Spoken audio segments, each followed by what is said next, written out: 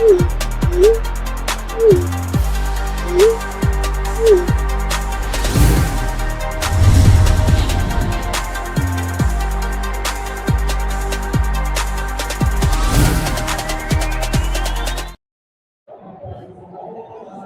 right.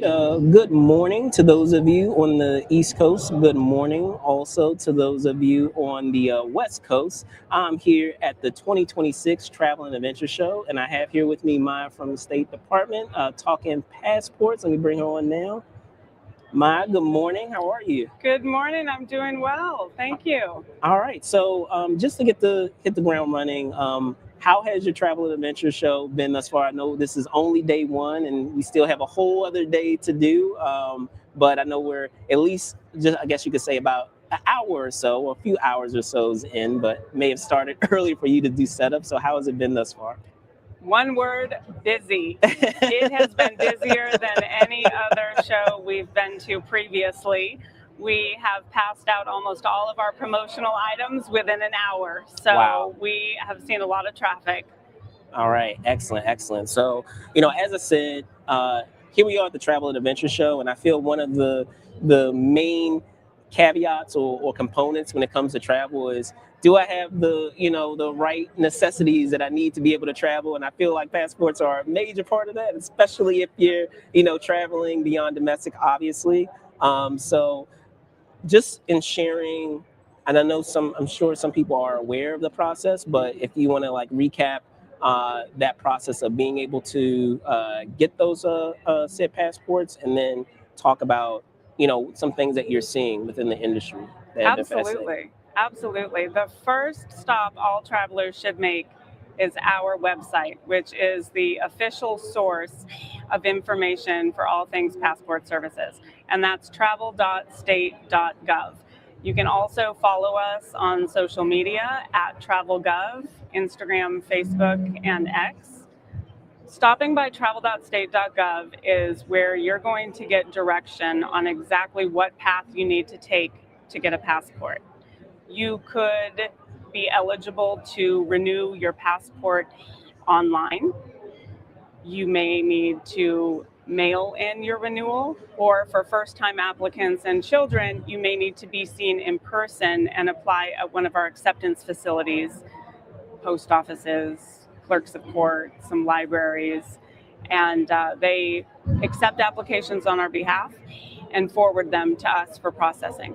Okay, and and talking about those trends, I know we were kind of talking about it offline, and I'm a guilty procrastinator sometimes when it comes to being able to get my passport, and I'm sure many other people are. So,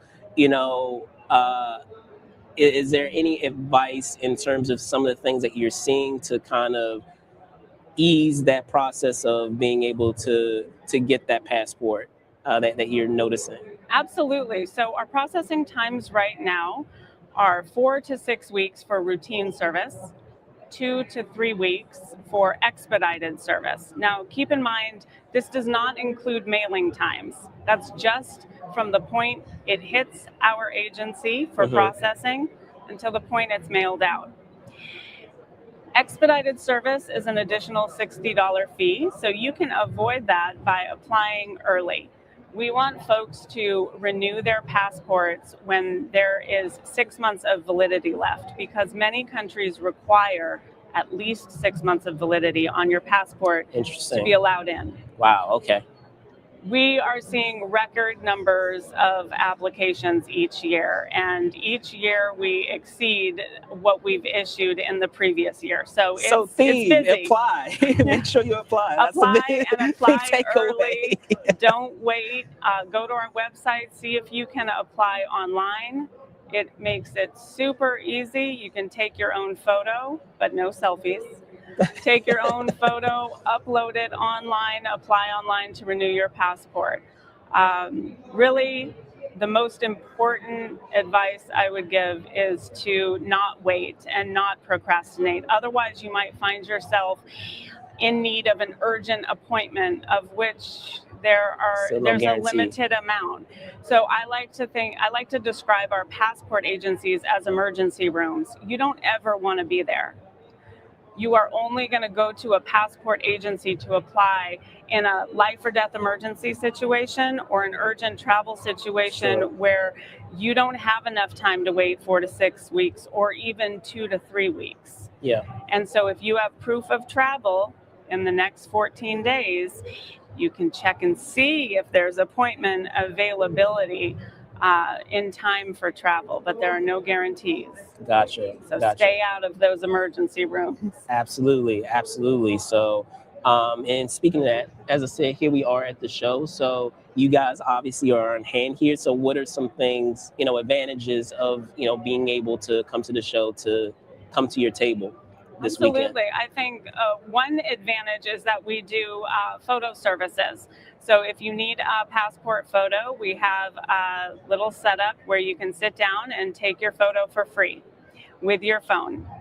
Another advantage is to be able to talk to people face to face and ask all those questions that maybe you couldn't find the answer to on our website. Okay. And just check in with us about processing times.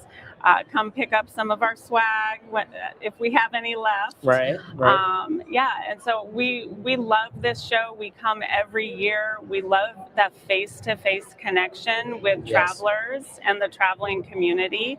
And we are happy to answer everyone's questions. All right, excellent. And then lastly, this is always fun to ask is, obviously outside of the commitments that you have here at the show, are there any fun things that you're planning on doing, on your quote unquote kind of work play weekend that you have? Fun things. Well, I'm a mother of a 10-year-old boy, so my fun revolves around his life. Okay. And so most of my fun these days is domestic, but I do remember the previous life I had when I traveled abroad frequently, and I hope to share that with my son and instill a love for travel in him as well. So lots of baseball and taekwondo and sports, following my son around his activities. That's my fun. Makes sense. Well, Maya, thank you so much for stealing some time with us to talk about what the expectations are when it comes to passports. And there you guys have it. Here we are, 2026 Travel and Adventure Show. Thank you guys so much. Maya, thank you so much. Thank you, Brandon. Bye-bye.